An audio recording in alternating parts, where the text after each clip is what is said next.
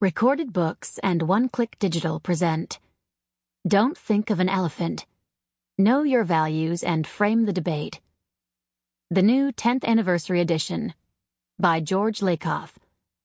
Narrated by Chris Sorensen. Preface. 10 years ago, in 2004, when the first edition of this book appeared, hardly anyone had heard of or thought about, much less discussed, how social and political issues were framed. Framing was an unknown and undiscussed concept outside of the academic field of frame semantics. Don't Think of an Elephant became a bestseller and changed all that. Discussions of how issues are framed are now commonplace in the national media.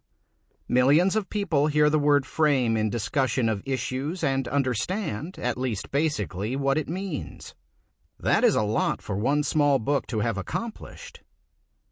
But Don't Think of an Elephant had higher goals. At the time, the Republicans were doing a much better job at framing issues their way than the Democrats were. Republican framing superiority had played a major part in their takeover of Congress in 1994. I and others had hoped that starting in 2004, a widespread understanding of how framing worked would allow Democrats to reverse the trend.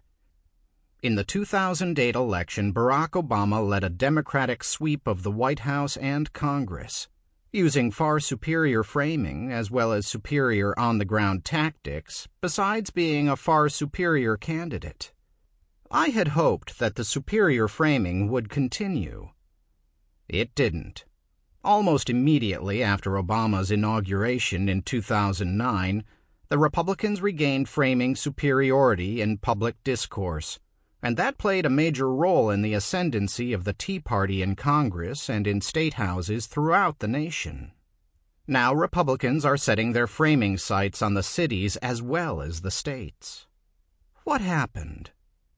This 10th anniversary edition of Don't Think of an Elephant will do more than just recap what framing is and how it works.